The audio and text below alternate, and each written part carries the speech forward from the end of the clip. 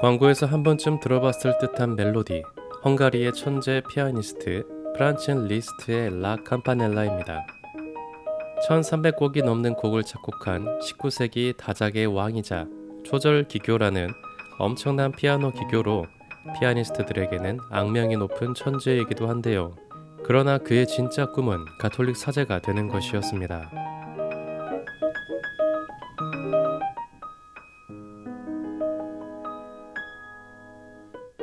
1811년 10월 22일 헝가리의 라이딘 근처의 한 마을에서 안나 리스트와 아담 리스트 사이에서 한 사내아이가 태어납니다. 리스트는 7살 때 아버지에게 처음 피아노를 배우기 시작했는데 9살 때 쇼프론에서 연주회를 가질 정도로 엄청난 기량을 선보입니다. 리스트는 베토벤과 훈멜의 제자였던 카를 체르니로부터 피아노 레슨을 받으며 점차 성장합니다. 그런데 1827년 아버지 아담 리스트가 세상을 떠나면서 그는 생과 인간의 욕망에 대해서 성찰합니다. 그즈음 그는 어머니와 함께 파리로 이주하여 처음으로 성직자의 길을 고민합니다. 그 가운데 리스트는 파리에서 생활비를 벌기 위해 이른 아침부터 밤 늦게까지 피아노와 작곡을 가르치며 근근히 살아갔고, 이때부터 그는 흡연과 음주를 시작했습니다. 리스트는 이 시기 샤르 10세의 상업장관 피에르 드 생크릭의 딸인 카롤랭 드 생크릭과 사랑에 빠집니다. 그 시간만큼 리스트에게 위안을 주는 시간은 없었지요. 그런데 피에르 드 생크릭 장관의 반대로 카롤랭과의 인연은 끊어지고 맙니다. 리스트는 시련의 충격으로 마비를 겪을 정도로 매우 큰 고통을 겪었고 인생의 회의감을 품고 종교적으로도 혼란한 시기를 겪습니다. 이때 리스트는 다시금 사제 성소를 꿈꿉니다. 그러나 이번에는 어머니에 의해 만류되었죠. 이 시기 리스트는 영적 아버지 역할을 한 라멘나 수도원장과 많은 대화를 나누었으며 이후 생시몽주의자들에게 그를 소개해준 독일 태생의 바이올리니스트 크레티엥 위안과도 많은 토론을 했다고 합니다. 이후 1832년 바이올리니스트 파가니니와의 만남을 통해 리스트는 부족한 사제 성소를 다시 포기하고 자신의 청재성을 유감없이 발휘하는 피아니스트가 되기로 다짐합니다.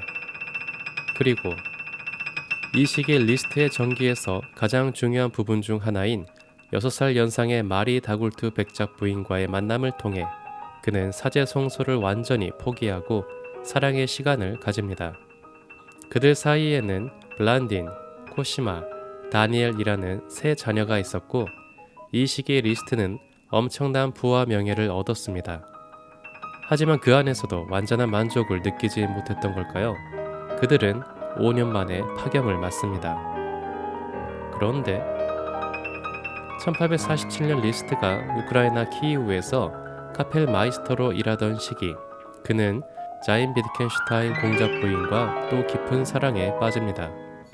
문제는 자인 비트켄슈타인 부인이 이혼 경력이 있어서 가톨릭의 혼인 무효 소송을 해야 가톨릭적 혼인이 가능했다는 것입니다. 1861년 8월 리스트는 혼인 무효 소송을 위해 로마로 떠납니다. 이 시기 교황청은 여러 차례 절차를 거친 끝에 마침내 혼인 무효 소송에 동의합니다. 결혼식은 리스트의 50번째 생일인 1861년 10월 20일 로마의 산 카를로 알코르소 교회에서 열릴 예정이었습니다. 그런데 갑자기 비오 9세 교황은 그들의 혼인 무효 소송을 기각하고 그들의 교회법적 혼인을 인정하지 않습니다. 이는 러시아 황제 니콜라이와 비트켄슈타인 가문의 악감정이 개입된 것으로 추정합니다. 어쨌든 교회의 허락 없이는 혼인을 하고 싶지 않았던 리스트. 혼인이 좌절되자 그는 그렇게 가족의 죽음 앞에 명예의 부질없음에 사랑의 허무함을 거치며 다시금 신안의 안식을 얻고자 합니다. 리스트는 로마에 남아 신학을 공부하며 종교적 주제를 담은 작곡과 교회 음악 작품에 더 전념합니다. 1870년까지 대부분의 시간을 로마에서 보낸 그는 부분적으로 세속 생활을 하고 부분적으로 수도원 생활을 했으며 1863년 여름 몬테마리오의 마돈나 델 로사리오 수도원에서 은퇴합니다. 1865년 리스트는 구스타프 아돌프 호헨로의 주교로부터 톤수라 예식을 하고 4가지 소품을 받습니다. 오늘날의 시종지까지 받아 예비 성직자가 된 리스트. 그러나 그의 여러 여성에 대한 이력 등으로 대품, 곧 가톨릭 정식 성직자에 해당하는 부제품, 사제품은 받지 못합니다.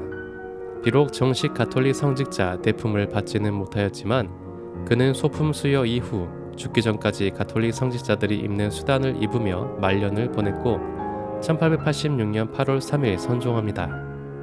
끊임없는 여성 편력에도 불구하고 부와 명예, 사랑, 어느 것 하나에도 안식을 누리지 못하고 방황하다가 생애 말년에 도달한 하느님의 품.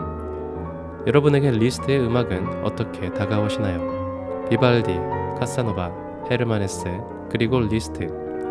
예술가들에게 영혼의 갈망은 어쩌면 더 깊고 간절하겠지요. 비록 인간적으로는 너무 흔들렸던 그들의 성소 안에서 우리 각자의 성소 또한 묵상해 보았으면 좋겠습니다.